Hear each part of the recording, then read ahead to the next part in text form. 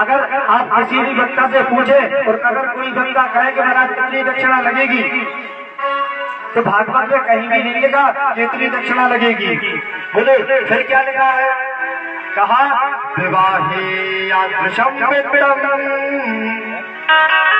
तादृशम परिकल्पयेत। भागवत में दक्षिणा उसी प्रकार खर्च होती है जिस प्रकार 1 करोड़पति व्यक्ति अपनी कन्या के विवाह में करोड़ों खर्चा कर देता है ना, तो विवाह यादृशम वित्तम तादृशम परिकल्पयेत। उसी प्रकार हमें भागवत में भी खर्चा करना चाहिए। ऐसा नहीं है कि करोड़ों ही खर्चा करो, लाखों ही खर्चा करो या फिर हजारों से करो। जो हमारा सामर्थ्य है कथा में सामर्थ्य के अनुसार खर्चा करना चाहिए। कहीं पर भी ये नहीं लिखा कि पंडित जी को 50,000 दो या 15,000 दो या 5 रुपए दो। और आगे बोलते हैं महाराज कि कुछ महीने विशेष बताए गए हैं जिन महीनों में अगर कथा होती है तो सभी के लिए मोक्षदायक रहती है। जिनवश्यास्मिनोर्जौचा मृगशीर सहस्रचरणभा एके मास कथारंभे श्रोत्राणां मोक्ष सूचकः। बोले कि भादों में, कुमार में, कार्तिक में, आषाढ़ में, श्रवण में और अन्य भी कई माह बताए जिनमें अगर कथाएं होती हैं तो सभी के लिए मोक्ष सूचक रहती है। परंतु महाराज जो ये 6 महीने विशेष रूप से बताए हैं, अगर किसी के हृदय में कोई विशेष कामना हो और वो कामना रहे, अगर कथा कराना चाहता है तो 6 महीनों में अवश्य कराए। और अगर अपने मोक्ष के लिए कथा करानी है तो 12 महीने में से किसी भी महीने में किसी भी मुहूर्त में कथा करा ले, उसको भी फल पूरा मिलेगा। और बोले महाराज आगे क्या करना चाहिए? बोले सर्वप्रथम तो जो भी श्रीमद् भागवत पीयूषा पानाय रसलम पढ़ा, जो भी भागवत कथा सुनने के रसिक जन है, भलाए वो कितने ही दूर के हैं, हमारे रिश्तेदारों तक दूर दूर तक बात पहुंचाओ कि भैया हमारे गांव में, हमारे नगर में, क्षेत्र में कथा हो रही है, आप सभी भी आए।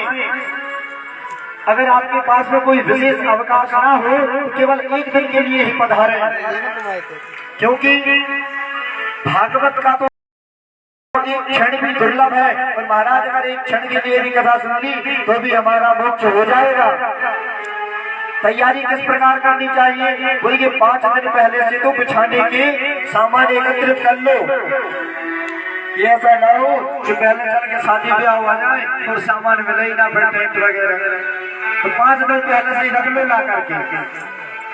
और महाराज बोलते हैं, कहते हैं कि जिस भूमि पर कथा होनी है तो वहाँ पर अच्छा शोधन मार्जन कर लें, कई प्रकार के झंडाओं से, फुलवारियों से सजा लें और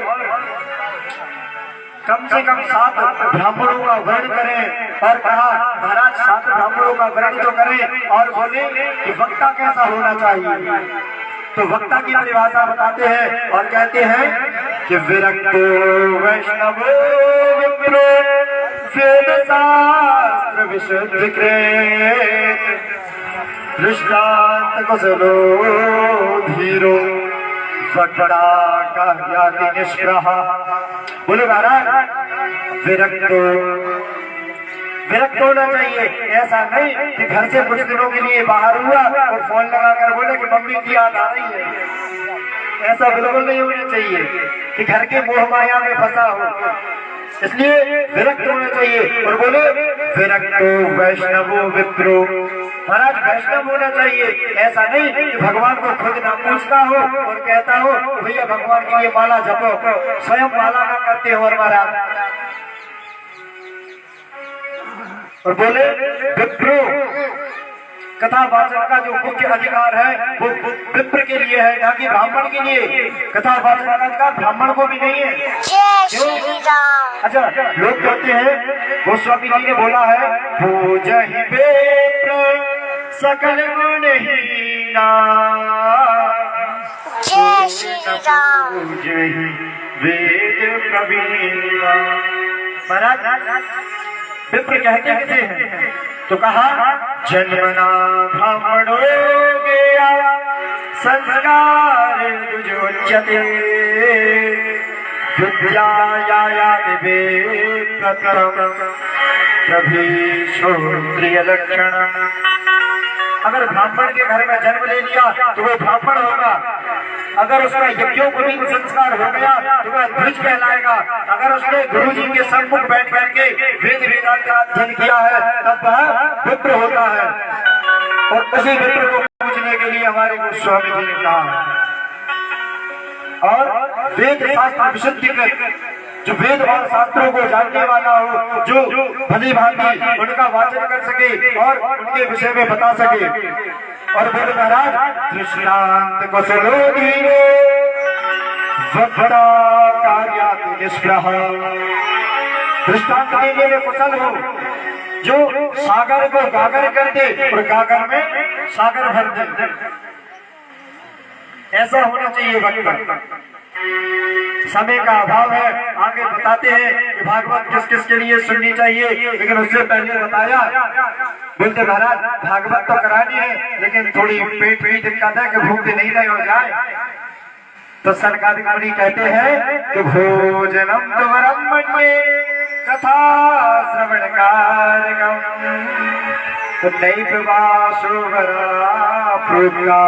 कथा विघ्न करो यदि।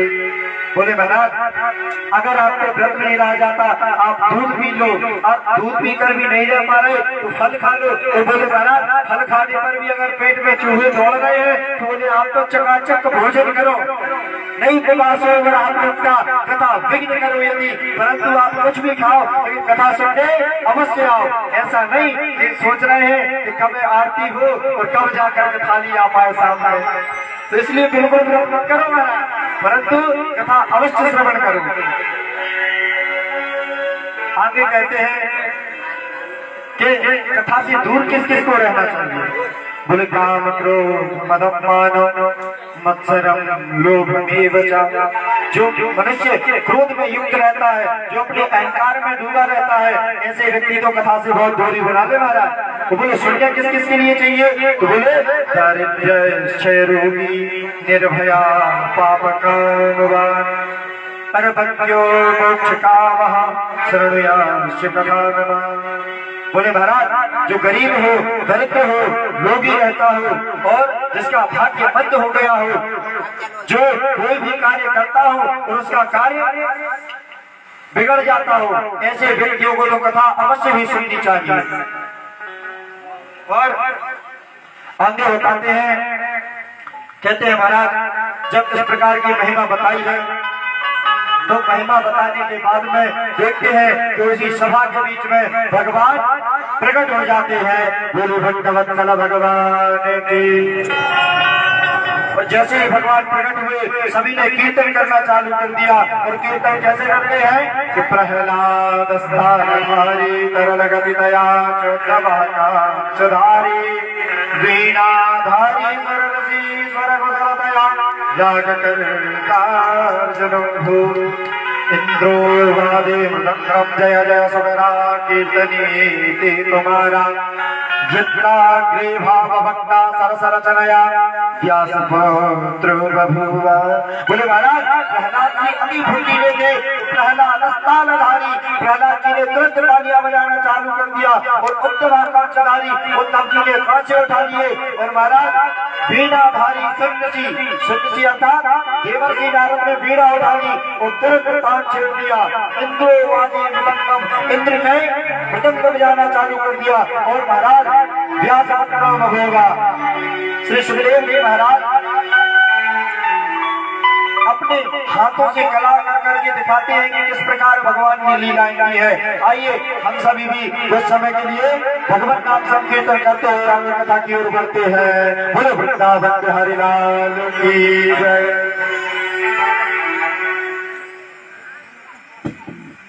भोली बांके में हरिलाल की। राधा राधा रतन से सब बाधा मिट जाए, इनकी बाधा दूर करे वीर मुरली बाल। श्याम। जय जय राधे राधे राधे गोविंद राधे, जय जय राधे राधे राधे गोविंद राधे।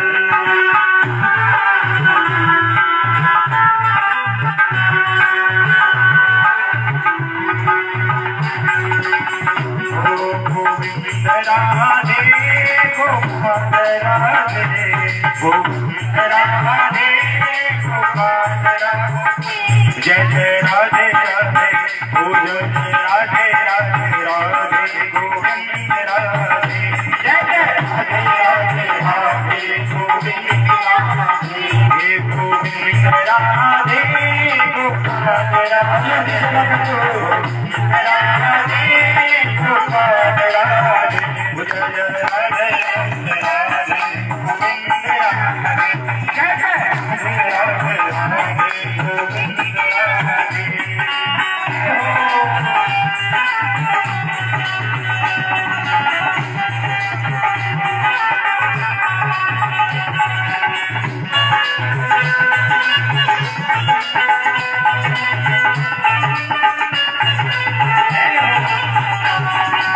गोविंद राधे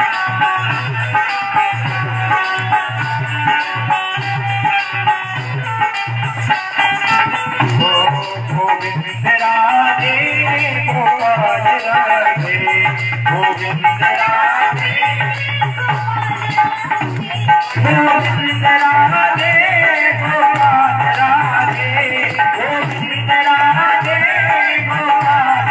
गोपाल राधे, गोविंद राधे गोपाल राधे, गोविंद राधे गोपाल राधे। जय जय राधे राधे राधे गोविंद राधे, राधे राधे राधे गोविंद राधे, राधे राधे राधे गोविंद राधे। हे गोविंद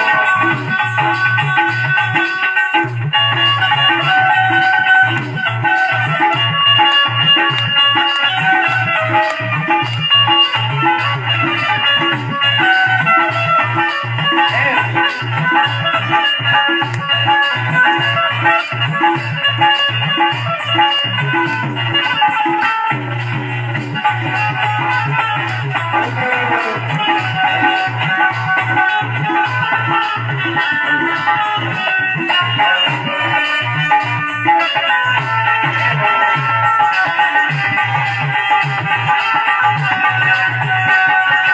गोपाल राधे, गोविंद राधे गोपाल राधे,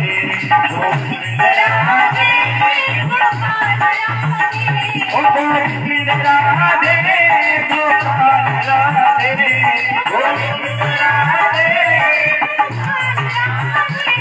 गोविंद राधे गोपाल राधे, गोविंद राधे गोपाल राधे।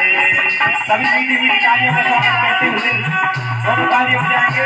जय जय राधे राधे राधे गोविंद राधे, जय जय राधे राधे राधे गोविंद राधे, जय जय राधे राधे राधे गोविंद राधे, जय जय राधे राधे राधे गोविंद राधे। राधे